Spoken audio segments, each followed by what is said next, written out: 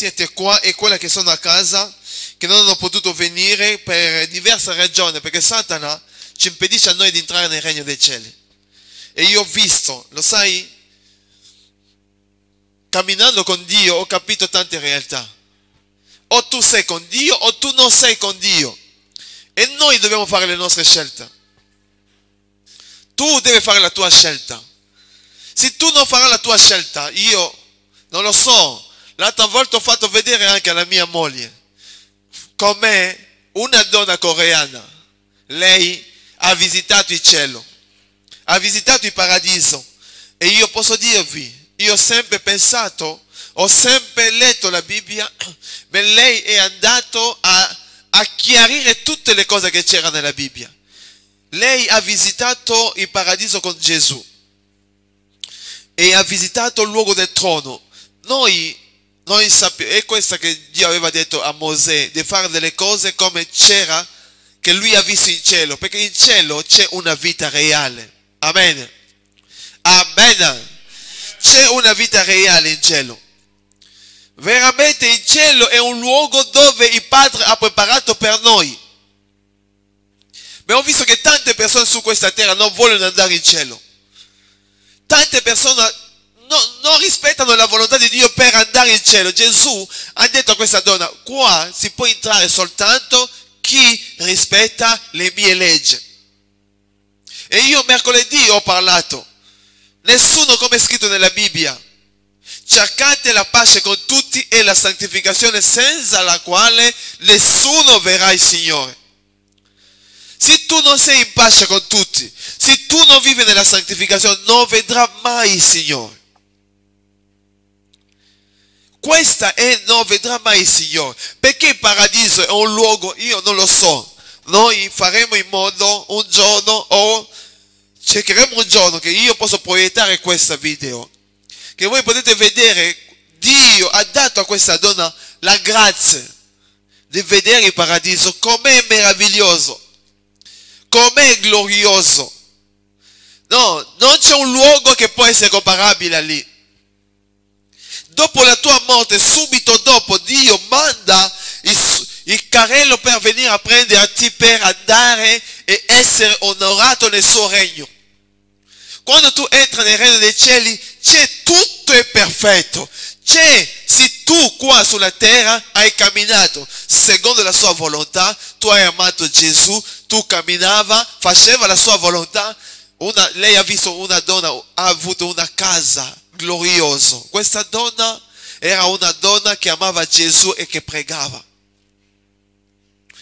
Lei in cielo ha un castello glorioso nella strada del regno, vicino al trono del cielo. Io questo ho detto perché noi non conosciamo. Gesù deve venire e farci vedere il cielo. E così per Gesù, forse per Dio era troppo facile. Se qualcuno vede il cielo, allora cercherà a entrare. Ma ho visto che tante persone non riescono a entrare in cielo. I pagani soffriranno perché non vogliono entrare in cielo. Ma noi che veniamo in chiesa, noi dobbiamo amare Dio per entrare nel suo regno. Gesù ha detto che ci sono tante case. Nella casa del mio padre. Se questa non era, io ve l'avevo detto, ma io vado a prepararvi un posto. No, io ho detto, ho sempre sentito, ho capito la realtà di Dio, ma ho detto no, io non mancherò il cielo.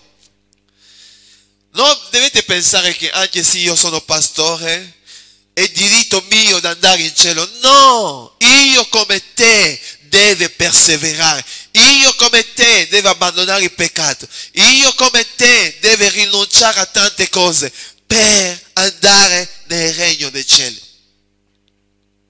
Il mio vantaggio, perché io conosco già la legge di Dio, io sarò doppiamente punito se io vado all'inferno. E questo è il mio compito, è questo che io voglio almeno rivelare a te. Perché Dio in questo tempo della fine sta parlando. Ha parlato a tanti di noi. L'altra domenica ha parlato a Elsa, ha parlato alla mia moglie e sta parlando che noi dobbiamo evangelizzare. Noi capiremo perché. Questo evangelista che io voglio parlarvi oggi. che abbiamo letto la sua storia, ma forse non abbiamo capito. E io voglio farvi capire almeno come funziona il regno dei cieli.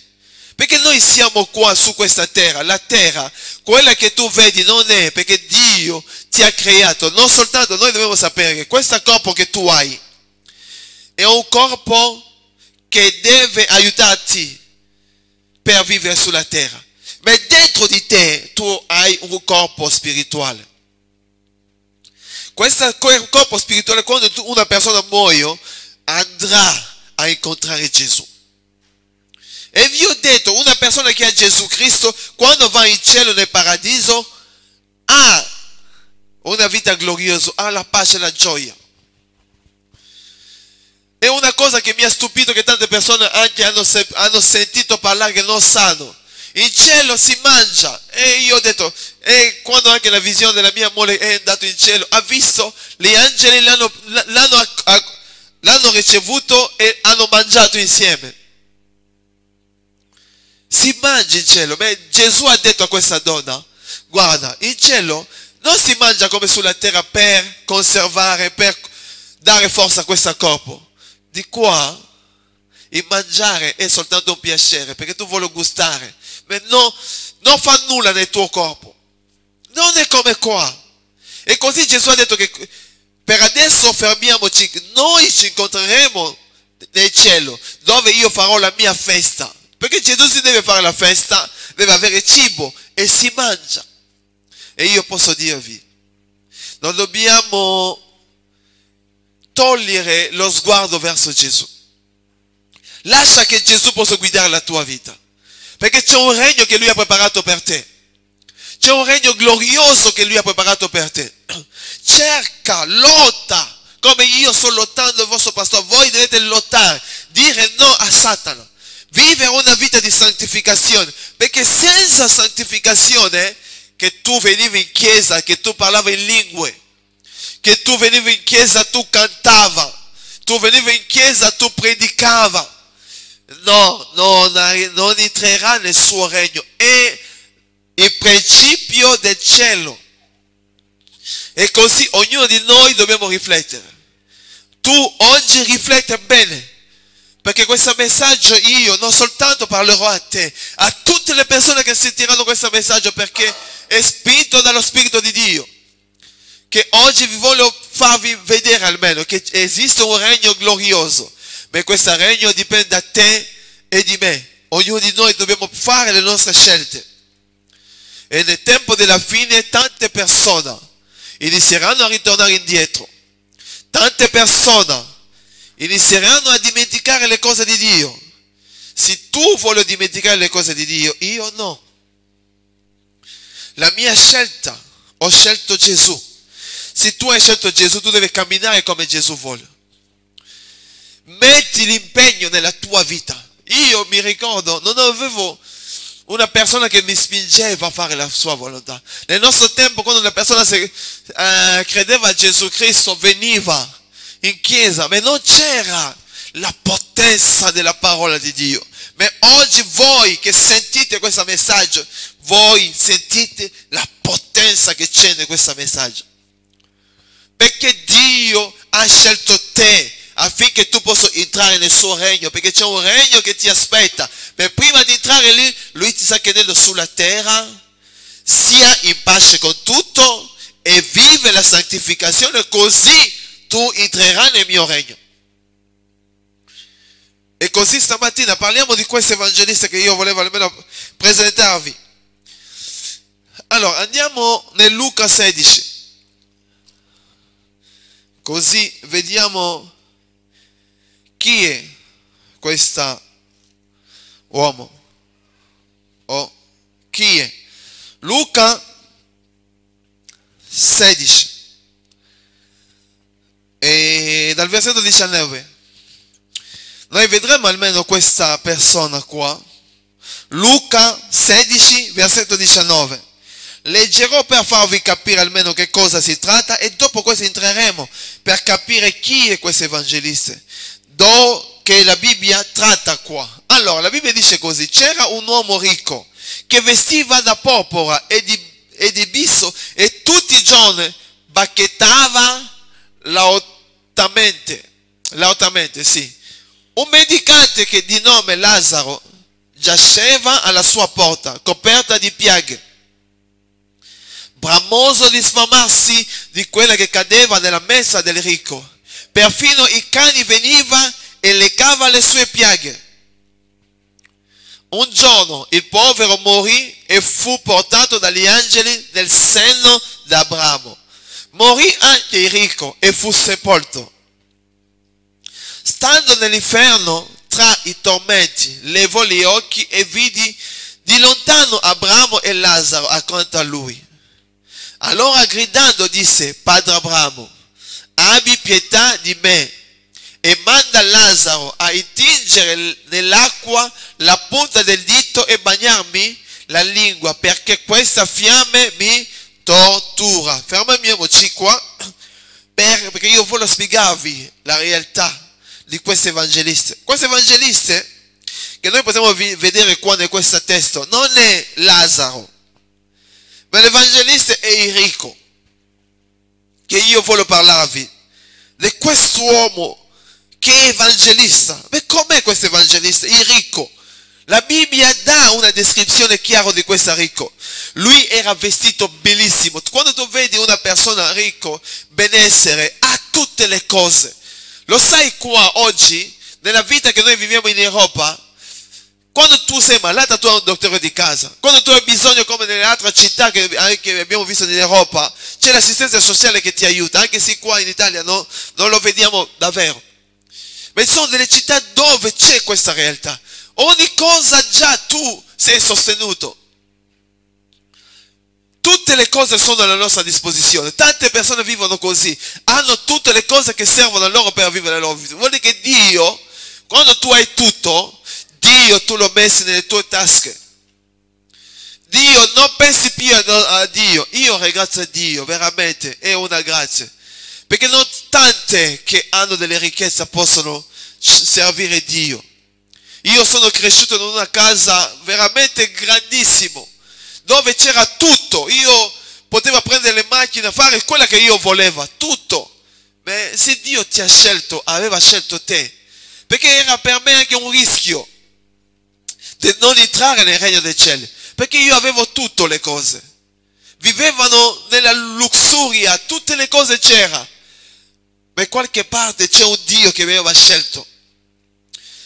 Queste sono delle cose, lui aveva tutte le cose, tutti i beni di questa terra, non mancava nulla, quella che lui faceva delle feste. E queste sono delle chiavi, lui festeggiava, faceva tutte le cose e si impegnava, è la sua vita, lui viveva così, aveva tutte le cose, le ricchezze di questo mondo, così questo uomo ricco, che voglio parlare di questo evangelista, ricco, ricchissimo, era lì, viveva la sua vita e c'era un piccolo mendicante. La chiesa di fuori, le persone che non lo conoscevano, era un piccolo Lazzaro che era lì. Ma lui non era un evangelista, lui era lì, chiedeva delle elemosine, chiedeva aiuto, aiutami, ho bisogno. Il ricco non faceva caso di questo. Per lui la sua vita bastava, le sue commercio, tutte le cose che lui aveva bastava per lui. Io voglio dirti che quando tu capirai le profondità di questa realtà, che la tua vita si risveglia. Perché Satana ha cercato la vita di tante persone. Non soltanto che abbiamo lasciato il mondo, ma siamo in chiesa, e anche dentro la chiesa non sappiamo come camminare con Gesù. Prendi la decisione dove tu sei. Guarda questo ricco, aveva tutte le cose, ma la Bibbia dice che un giorno la vita finisce. Un giorno, che noi lo vogliamo o no, un giorno la vita finirà. Amen. Noi viviamo come se la vita non finirà mai. Gesù non ci ha creato per vivere per sempre qua. Lui ci ha creato per andare a vivere con Lui. Amen. Questo è un passaggio e così tante persone vogliono mantenere. Vi ho sempre detto, Dio non ha voluto che il popolo di Israele poteva fare delle case nel deserto, perché nel deserto non si può costruire. Se tu costruisci la tua casa nel deserto, finito la tua vita. Tante persone hanno costruito, abbiamo visto in questo tempo della fine, hanno dimenticato che loro non poteva, Dio non aveva permesso a Israele, ma loro hanno costruito delle case nel deserto. Nel deserto sono dei tempi difficili e tu stai dicendo, ah, la mia vita è sempre così, io non andrò mai avanti. Questa è costruire la tua casa nel deserto. Accettare una condizione che Gesù non ti ha permesso di accettare. Il deserto, il problema della vita passerà, ma la cosa finale è andare verso Gesù Cristo. Lui ha detto, io vi ho preparato un posto. Amen. Amen. E lui ti sta dicendo oggi, Pippo, io ti ho preparato un posto. Quando tu verrai, Pina, io ti accoglierò. Dove io sarò, tu sarai con me. Amen. Lui, guarda, ho preparato un posto per te. È questa che Gesù ha fatto. Noi dobbiamo preparare la nostra vita perché c'è un Dio. E quando tu devi andare lì, ci sono le condizioni. Il ricco vedremo. Che cosa ha fatto che lui possa diventare un evangelista? E questa è la realtà di tante persone. Mi dispiace per il ricco, ma noi abbiamo ancora la grazia di essere dei evangelisti. Noi possiamo parlare di Gesù, noi possiamo predicare l'Evangelo di Gesù. Noi prima di predicare, come una persona aveva entrato, hanno detto, no, a Dio non serva. Anche io posso predicare, fare delle buone cose, ma se io, la mia vita non è cambiata o c'è un peccato che non voglio togliere, questo peccato mi porterà nel luogo dei tormenti. A Dio non ci importa tutte le cose. Sì, tu avrai la corona, se tu entri in cielo, tutte le buone cose che tu hai fatto sulla terra. Aiutava le persone, parlava bene alle persone, nel poco che tu aveva, tu hai sostenuto. Tutte le cose che tu hai fatto, ricordati che ti seguirà lassù. Ma non può fare tutte questa cosa quando il tuo cuore è sempre arrabbiato. Quando tu vivi una vita di critiche, tu vivi sempre parlando degli altri, tu vivi sempre per farti bello e gli altri sono colpevoli. La vita che Dio ci ha dato è una vita di tranquillità, di gioia e di pace. Amen. Gesù sapeva questo. Così ha detto, la condizione per vivere meglio è essere in pace. Se tu che vieni da me, che ti dice cristiana, e non sei in pace con tutti, allora la tua vita ha un problema. Se la tua vita ha un problema, tu non vedrai mai il mio regno. Noi possiamo passare il tempo qua, possiamo gridare qua, ma per entrare in questo regno, se noi non rispettiamo le piccole condizioni che Gesù ti ha dato, non possiamo entrare. Allora, vediamo la storia ancora di quest'uomo, questo evangelista, che aveva tutte le cose nel versetto 19, tutte porpora, e ogni giorno se la godeva splendidamente. Vuol dire che una persona, lo sai godere la tua vita, vuol dire che tu hai quella che Dio ti ha dato e tu lo godi senza pensare a Dio, senza pensare a nessuno, e tu continui a vivere la tua vita. E come lui viveva la sua vita? Andiamo, perché ci sono tante profondità che io voglio farvi capire oggi. Vi era anche il mendicante chiamato Lazzaro. Lazzaro almeno lo lasciamo lui. Scendiamo fino al versetto 23. Essendo nel tormento, no, 22 prima. Avvenne che il mendicante morì e fu portato dagli angeli nel seno d'Abramo. Morì e fu portato dagli angeli. Ci sono gli angeli, quando una persona muore, c'è una cerimonia gloriosa in cielo. Perché Dio non ci ha creato per vivere qua. E così quando tu muori con Cristo Gesù, gli angeli vengono a portarti in questo luogo. Noi dobbiamo sapere che in questa terra ci sono due strade. C'è il paradiso di Dio, che prima di entrare nel paradiso c'è un luogo di gioia, dove è andato Lazzaro. Si chiama un luogo glorioso di Dio, non è il paradiso. È un soggiorno che noi andiamo a vivere lì. Soggiorno di morte, vuol dire che è un tempo prima del paradiso. Ma io posso dirvi, è un luogo di gloria. Questa donna l'ha visitato un luogo bellissimo. Se tu veramente tu ama Gesù, tu devi desiderare e rispettare le condizioni di Dio. Se c'è una cosa che ti impedisce a te, allora sistemalo. Da solo se tu non riesci, vieni qua in chiesa, noi pregheremo per te affinché tu possa non mancare l'appuntamento. Perché Satana farà tutto, perché lui sa, per impedirti di entrare nel regno del cielo. Lui farà tutto, ti presenterà tutti i beni di questa terra. Ma ricordati, il cielo è glorioso di tutte le cose che Satana può prepararti. E così hanno detto il giorno lui morì e gli angeli di Dio vengono a portarlo. Gli angeli di Dio verranno a prenderti affinché tu possa andare, continuare la tua eternità con Gesù. Amen. Questa deve essere, ho detto, noi dobbiamo vivere. Tu sei sulla terra, sì, Dio ti benedirà, ti porterà avanti. La vita della terra, Dio non ha detto no, tu non devi vedere. Sì, sulla terra vive, ma vive con Gesù Cristo. Togli il peccato nella tua vita, togli tutta la corruzione che può essere nella tua vita, vive con Gesù. Allora tu entrerai nel suo regno. È importante questo, perché quello che io vi dirò, voi vedrete. Per me, noi dobbiamo vedere, quello che Dio ha fatto vedere alle persone, noi dobbiamo far vedere anche. Se Dio mi manda a fare vedere questa cosa, a toccare le cose, perché Dio vi ama tutti noi e ama anche a me. Perché questa storia, questa rivelazione mi aiuta a me di fortificare la mia fede. Di essere sempre lì sicuro di me, pregare sempre. Quando viene il peccato io devo gestire la mia vita. Dove sei il peccato? Allora va via. La vita cristiana non vuol dire che noi siamo già perfetti, che non ci sarà più peccato. Quando arriverà il peccato, la Bibbia ci insegna nel primo Giovanni 1,9 di confessare il nostro peccato a Dio. Confessalo a Dio. E Dio ti perdona, tu sei pulita, santificata. Tu aspetta ogni giorno il ritorno di Gesù Cristo. Perché non si sa mai, quando tu esci qua, quando tu vivi la tua vita, come la nostra sorella veniva qua, ha avuto qualche problema, la sua vita è finita. Finisce così.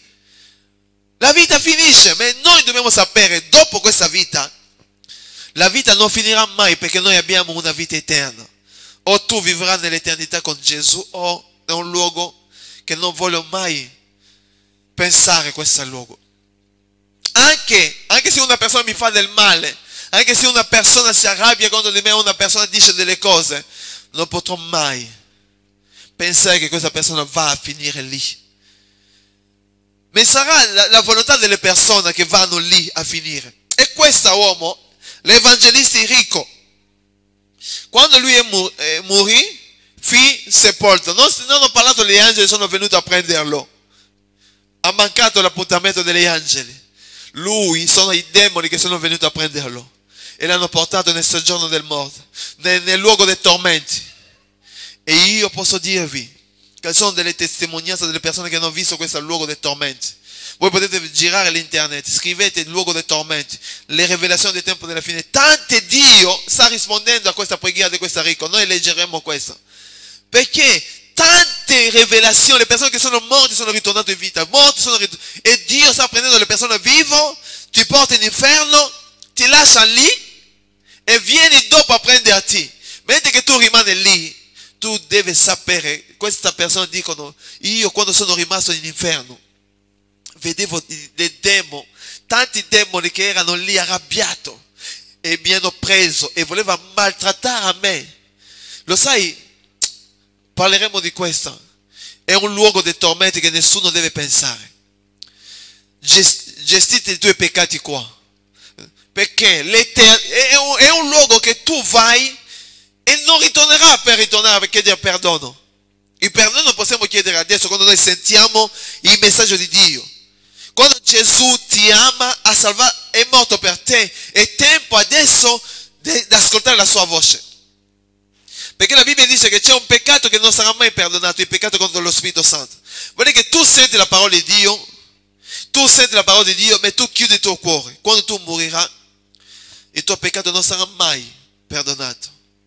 E dopo la morte che arriva questo peccato contro lo Spirito Santo, non dal vivo così.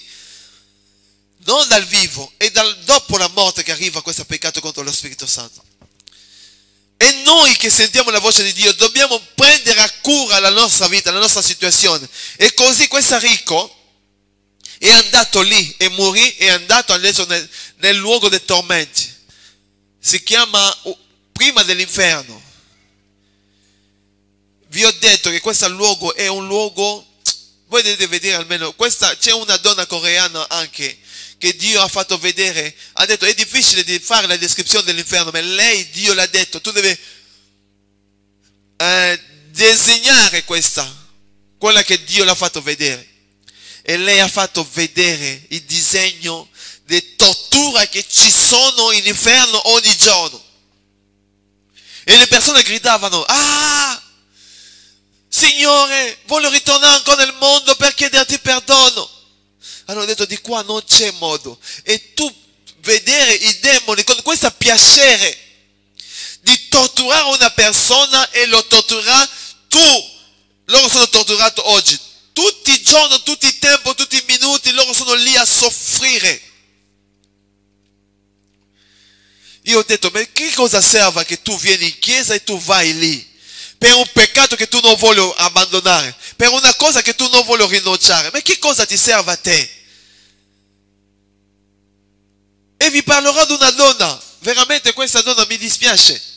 Lei era una donna cristiana, lei veniva in chiesa, lei conosceva l'Evangelo e Dio ha detto che questa donna mi amava, perché questa donna è entrata a vedere questa donna amava Gesù. E questa donna, quando è andato in inferno, ha trovato questa donna perché lei, Dio l'ha aperto occhi per vedere una donna di 40 anni che era lì nella sofferenza in inferno. E lei era lì e ha visto, ha detto, ma questa donna io lo conosco, ma lei viveva nella città mia, sì. Ma lei era una cristiana, sì. Gesù ha detto sì. Ma lei mi amava, sì. E che cosa faceva? Faceva le buone opere, aiutava le persone e faceva tutte le cose. Ma come mai Gesù, se lei ti amava, può essere qua? E di là la domanda che noi possiamo chiedere, ma com'è una persona che viene in chiesa che può ritrovarsi in inferno? Gesù ha detto, questa donna era convinta delle cose di Dio, andava, mi amava, ma lei aveva fatto un ragionamento. Ci sono dei peccati grandi e sono dei peccati piccoli. Le grandi peccati Dio perdona, ma le piccoli peccati Dio non si interessa di questo. E che cosa lei faceva nella sua vita? Lei aveva la sua vita, aveva un'amica che lavorava all'ospedale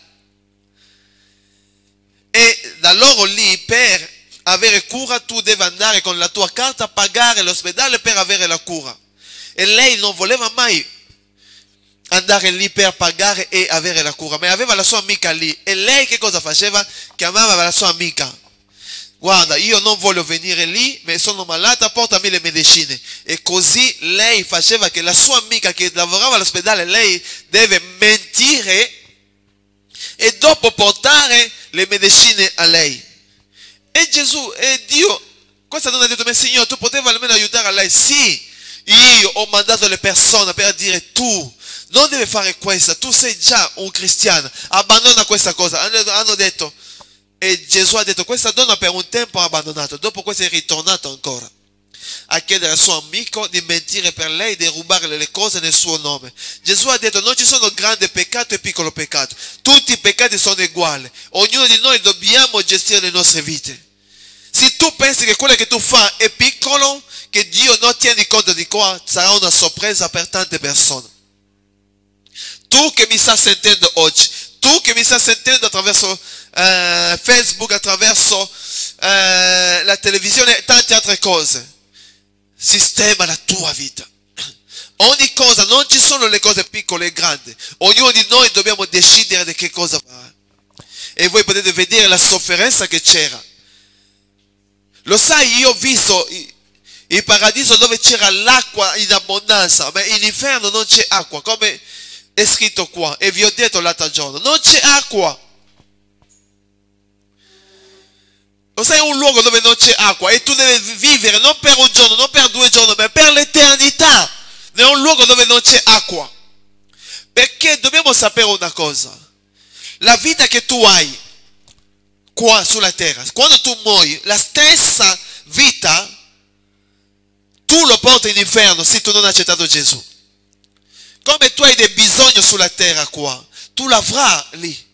Le sensazioni che tu senti qua in inferno tu lo sentirai, ma con Gesù no. Con Gesù noi siamo lì, nessuna cosa ti ricorderà su questa terra. Le dolori, le sofferenze che tu hai vissuto, no, la Bibbia dice che Gesù verrà per consolare a te, ma in inferno le dolori che tu hai vissuto sarà sempre nella tua testa. Il mondo che tu hai mancato, il mondo che tu hai rubato, il mondo che tu hai fatto, ti seguirà lì. E tu avrai sempre questo rimorso tutta l'eternità. Io ho detto no, sì, io devo vivere 80 anni, va bene, ma vivere l'eternità in inferno? No, non lo so che cosa voi pensate.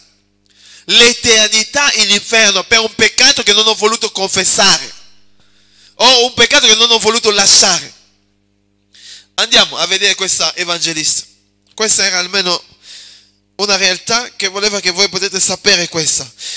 La Bibbia dice nel versetto 23, Anna, 23, e stando all'inferno, la Bibbia parla dell'inferno, non sono io che sto parlando di questo. Amen. Amen. Vi siete? Questo è per aiutarvi. Sto parlando di questo per aiutarvi.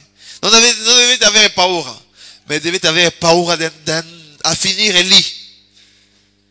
Stando nell'inferno, tra i tormenti, questo è Enrico, l'evangelista, il nuovo evangelista, levò gli occhi e vidi da lontano Abramo e Lazzaro. Voi vedete almeno lui per la prima volta. Nell'inferno tutte le cose sono ritornate, lo sai. Quando era nella vita, le persone gli parlavano di Gesù Cristo, di Dio, non pensavano a questa, pensavano alla sua propria vita. Ma arriverà un momento che tu penserai a te stesso. All'inferno tutti penseranno a loro stessi. In cielo con Gesù Cristo Dio ti consolerà. Ma lì la Bibbia dice che lui, stando nell'inferno tra i tormenti, questa donna ha fatto vedere anche i tormenti che ci sono lì. Tu vedi una persona per un peccato, si parlava troppo, la sua bocca era totalmente parlava, i demoni hanno delle lance e sono venuti lì e hanno messo 10 demoni, le lance nella sua bocca qua, l'hanno inserito e lo fanno, la persona grida, per loro è un gioco, la persona, perché tu sentirai tutte le emozioni lì, non per un giorno, ma per sempre. Io ho detto, se io devo andare a soffrire per sempre, allora io farò tutto sulla terra per non arrivare lì. Perché io devo sapere che c'è, se l'inferno, se Gesù non aveva detto questa, io posso capire. L'inferno non esiste, allora noi facciamo. Ma l'inferno esiste, luogo, la Bibbia dice il luogo dei tormenti. Non sarà tranquillo lì, tu pensi come tante persone hanno detto. Da noi anche tante musiciste, quelle che cantano le canzoni del mondo, loro dicono, io andrò lì in inferno così inizierò a cantare. Tu, con quel diritto tu andrai a cantare lì? Tu troverai un tormento totale. E questo uomo, nella sofferenza, in un tempo di disturbo, ha guardato là, perché fra il secondo cielo e il terzo cielo, dove c'è il luogo di gloria con Gesù e il luogo dei tormenti con Satana, c'è un abisso dove nessuno può passare. E la Bibbia dice che lui ha guardato, ha visto Lazzaro. Lazzaro, almeno lui non è un evangelista, lui era tranquillo, ma Dio lo conosceva. E tu devi vedere la tua vita, Dio conosce a te, Dio conosce a te con il tuo nome. Lazzaro era conosciuto perché credo che Lazzaro era in pace con tutti e viveva nella santificazione e non si lamentava dei suoi dolori. Ci sono tanti cristiani che nella loro vita cristiana si lamentano sempre la mia vita, sempre questa sofferenza. Rende grazie a Dio per ogni cosa, perché Lui provvederà per te. Amen. Nostro Dio è con noi, Lui provvederà per te, ma la cosa più importante sono noi a prendere le decisioni giuste. Scendiamo 24 anni, vediamo questo evangelista che cosa dice. Allora gridando disse, non sta parlando più, ma qua sta gridando adesso questa uomo, questa ricco, perché nella terra non gridava, gioiva la sua vita, faceva tutto, ma di là, lo sai quando passa un tempo difficile, è di là che tu capirai il bene e il male. Voi, cosa ho detto, riflettiamo bene, non giochiamo con i peccati, perché questo peccato che sto giocando, si cambia le cose, tu potrai andare a finire male. Tu potrai andare a finire male. Io ho detto no, non si gioca con l'eternità, giochiamo con le cose, il mangiare, giochiamo tutte le cose, tu vieni in ritardo in cosa, in ritardo sempre in chiesa, tu gioca con la tua vita in ritardo, non perché tu vieni in ritardo che tu entrerai in inferno, no, in ritardo tu mancherai la corona da Dio, tante benedizioni tu non avrai, per questo non ti impedirà di entrare in cielo. Il problema è il peccato. Il peccato sono delle cose terribili, noi dobbiamo riflettere, sono delle cose, non ti toglierà l'eternità, ma tu mancherai certe cose, ma dobbiamo riflettere. Allora lui gridando, Padre Abramo, abbi pietà di me, al di là ha iniziato a capire che si può avere pietà, e manda Lazzaro a intingere nell'acqua la punta del dito e bagnarmi la lingua, perché questa fiamme mi tortura. Amen. Vuol dire che la descrizione di questa ricco era nella fiamme e bruciava, e era lì e sentiva il dolore, soffriva. Lo sai, quando tu sei nella fiamme, tu hai bisogno, almeno la fiamme, se tu brucia lì, hai bisogno dell'acqua. E lui diceva, ma non ho acqua, Abramo, io ti conosco. Adesso, perché quando viveva nella sua vita non conosceva la legge di Abramo, ma dopo la sua morte la sua mente si è aperta. Esiste un Abramo, allora, vero, Padre Abramo, aiutami, dice a quella lì di prendere un po' di acqua, di venire qua e di buttarmi, ho bisogno soltanto dell'acqua. Voi dovete capirlo, un tormento senza fine, un tormento che ti condurrà, lo sai, il tuo peccato, che Satana ti fa ribellare verso Dio per rimanere nella stessa condizione, e questo peccato ti porterà ad andare a bruciarti per sempre. No, io ho detto già no, Signore, se c'è una cosa che fa tutto, o prendimi prima, ma io non voglio mai arrivare lì. Amen. Deve essere il desiderio del nostro cuore. Signore, non voglio mai arrivare lì. Fa tutto. Toglimi. Se tu devi prendermi prima, prendimi. Se ci è rimasto ancora del tempo, tu sai che dopo, perché così tante persone iniziano bene con Dio. Tu inizi a pregare, a lodare Dio, le persone ti vedono lì, alleluia, ogni parola, alleluia, alleluia. Dopo 100 alleluia, dopo 2 anni, dopo 3 anni, 5 anni di alleluia, inizia le tormenti.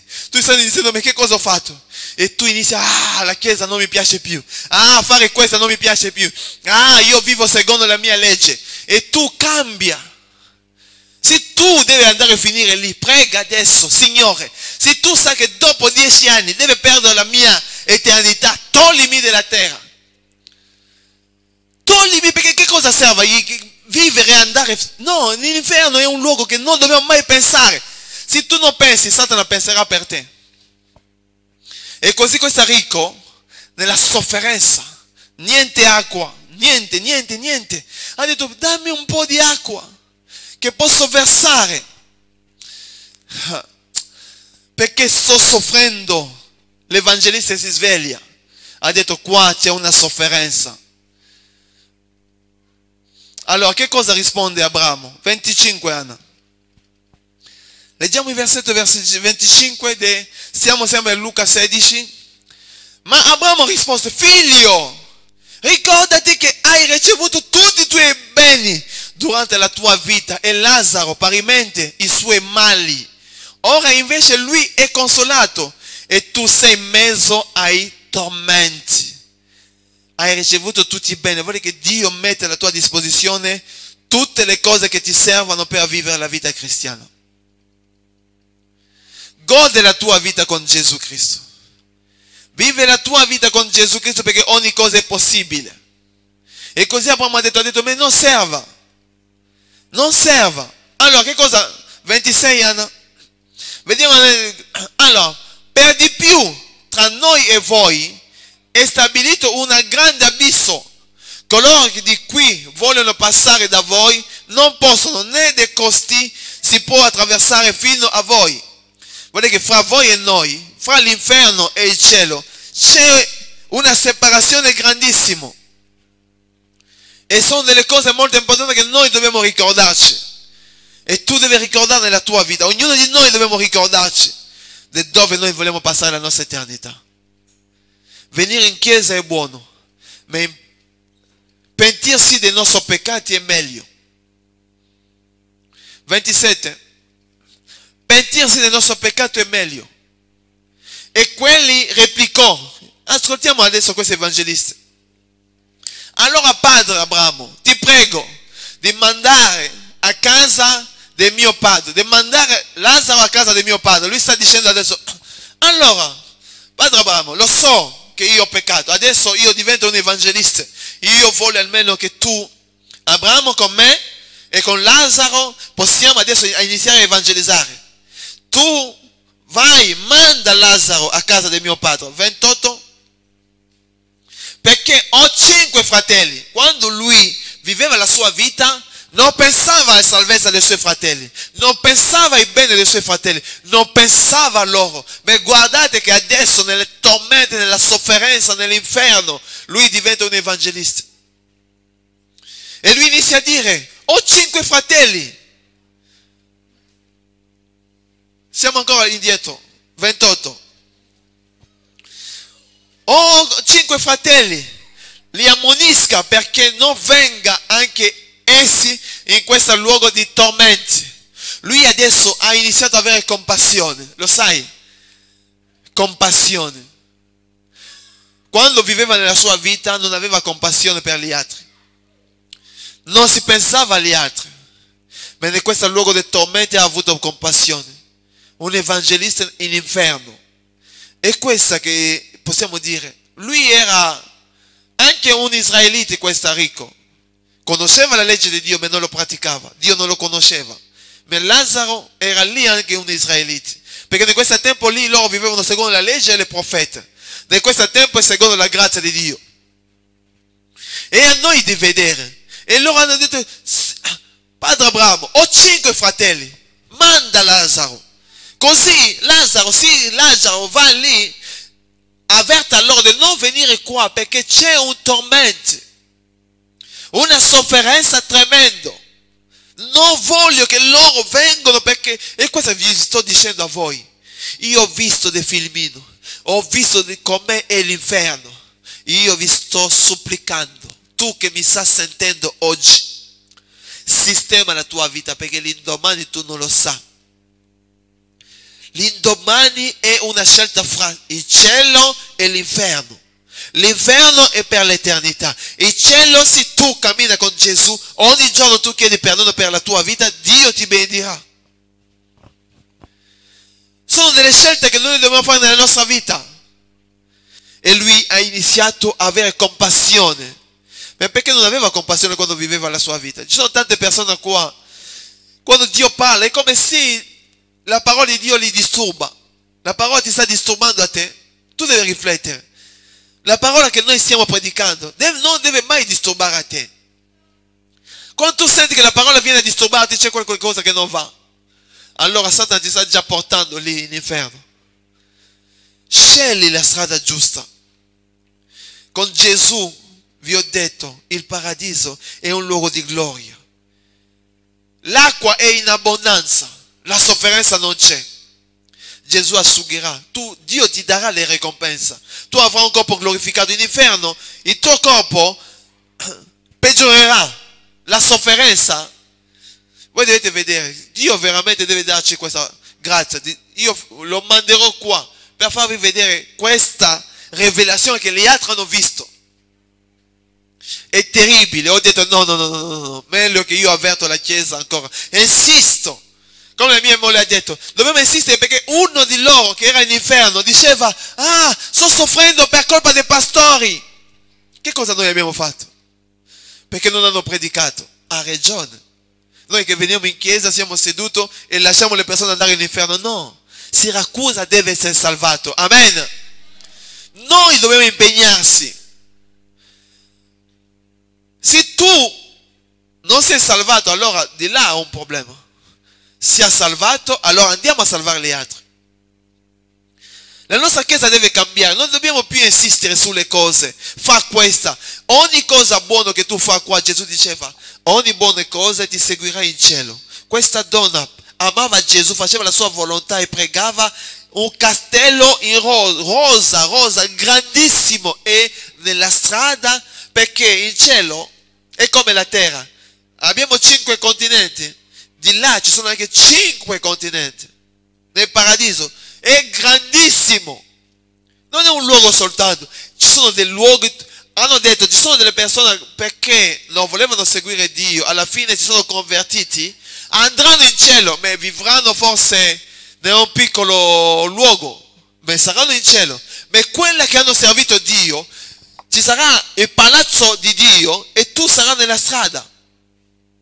Qual privilegio di avere Gesù nella tua vita?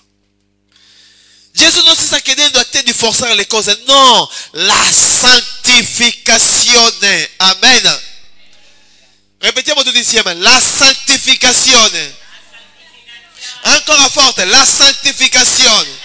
Acclamiamo forte per il nostro Gesù. Alleluia. Lui non ti sta chiedendo nulla. Sistema la tua vita. Perché tu devi andare lì, essere corrotto? Il tuo cuore è corrotto da Satana. No, il peccato corromperà la tua vita, ma la santificazione ti aiuterà a entrare nel suo regno. E a noi di prendere le decisioni giuste, sia in pace con tutto e vive nella santificazione, perché se tu non vivi questa non potrai mai vedere il cielo. Vediamo questo evangelista nelle tormenti. 29. Ma Abramo ha risposto, ma hanno Mosè e i profeti, ascoltano loro. Ha detto, io ho 5 fratelli lì, va a parlare con loro. Ma lui ha detto, ma com'è? Perché deve Lazzaro ritornare ancora lì, un morto? No, hanno Mosè e i profeti. Amen. Chi tu hai oggi per sentire la voce di Dio? Hai la Bibbia? Ascolta la Bibbia. Hai chi? I pastori. Ascolta i pastori. Se tu non senti noi, che cosa tu senti? Tu vuoi che qualcuno, un zombie, come stiamo vedendo nella televisione, un zombie ti apparve così, cambia, così tu hai paura e tu cambia.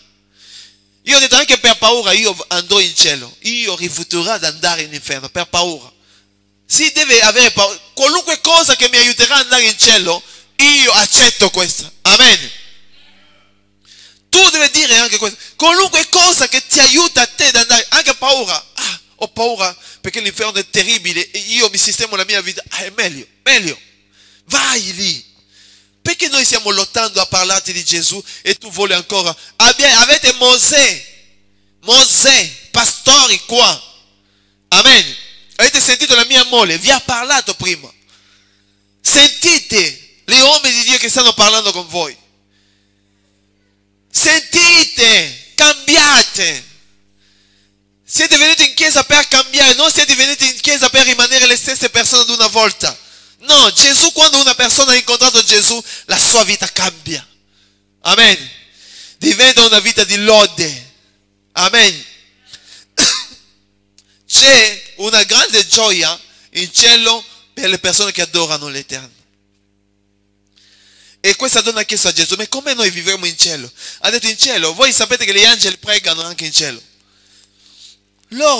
Ognuno di loro ha un compito. Ci sono quelle che hanno già lasciato il cielo perché sapevano che c'è il culto oggi mattina, loro sono già qua, ma perché non abbiamo, loro sono in un'altra dimensione, noi siamo in un'altra. Ma la cosa più importante è Noi lavoriamo per Cristo. Tu, per chi tu stai lavorando? Dove tu vuoi andare? Diventare un evangelista in inferno. Lo sai, nell'inferno tu penserai, perché questa giorno non ho cambiato la mia vita? Perché non ho sentito questo messaggio? Perché ho fatto la mia volontà? Perché è di là? Ma tu non devi essere un evangelista in inferno. Tu devi essere un evangelista sulla terra. Amen. Amen. Una persona che vive una vita diversa. La tua vita, tu sai questa. Tu puoi nascondere a me la tua vita. Va bene. Ma l'eternità non potrà mai nascondere. Dio ha delle telecamere che tu non puoi pensare. Quando tu entri, soltanto tu vedi tutte le telecamere si alzano davanti a te per farti vedere tutta la tua vita. È l'opportunità che tu hai avuto per cambiare, che tu hai rifiutato. La ribellione verso Dio. Che cosa ti serve di ribellarti ed andare lì? Questa persona continua ancora a dire 30. E lui, non padre Abramo, ma se qualcuno dei morti andrà da loro, si ravvedranno. Ravvedere. Lui sta parlando come, lo sai quando Giovanni Battista è venuto? Il suo messaggio era, ravvedatemi, cambiate le vostre vite. Il messaggio di Gesù Cristo era, cambiate le vostre vite. Lui in inferno sta dicendo, cambiate i miei fratelli. Lui diventa un evangelista in inferno. Wow, è forte, eh? Perché voi dovete sapere che Dio, anche lui era in inferno, Dio ha sentito la sua voce. Perché la sua preghiera che lui ha fatto, padre Abramo, se qualcuno dei morti va da loro, qualcuno dei morti, io posso dirvi, tante persone, fuori del rapimento, tante persone che sono morti, sono ritornate in vita per dire, io mentre che sono morti ho trovato un inferno. Io sono andato in un luogo dei tormenti. Perché Dio ha iniziato a esaudire questa preghiera. I morti stanno iniziando a parlare. Vedete nel YouTube, c'è tutto lì. Non passate tempo a chattare, a fare vedete le cose giuste. Perché adesso anche la pornografia c'è tutto nell'internet. Tutto, non c'è più. Ma che cosa? Dove è la tua ispirazione? Ti ispira delle cose cattive o delle cose buone? Se tu sei fedele a Gesù, io sono sicuro che Lui non dimenticherà mai di te. Amen. Lui non ti abbandonerà mai. E così lui ha detto, no, padre Abramo, se qualcuno dei morti va, loro cambieranno, ravvedersi. Il pentimento. Chi può pentirsi nella sua vita? Noi parleremo di questo. Il vero pentimento. Ci sono tante condizioni. Una persona che si pente deve prima riconoscere che ha peccato, dopo questa cambiare il suo atteggiamento e avere il disgusto dei peccati. Finché tu non avrai il disgusto dei peccati, tu vivrai sempre. E io ringrazio Dio che Dio veramente non è questa. Io ho trovato grazia perché Lui è venuto a cambiare radicalmente la mia vita. Sì, io vi sto parlando perché Lui è venuto, non che ho voluto cambiare, le persone hanno pregato per me, ma lo Spirito Santo mi ha visitato. Ha messo dentro di me il disgusto del peccato. Il peccato può arrivare. Io posso toccarlo o cadere nel peccato, ma non rimanerà. Non rimanerò. Perché so che no, questo è peccato. Tu mi separa di Gesù. Va via. Io mi alzo e cammino. Ci sono delle persone che dicono, questo è un piccolo peccato. Questa Dio non conta questa. Attenta. Sarà tante sorprese.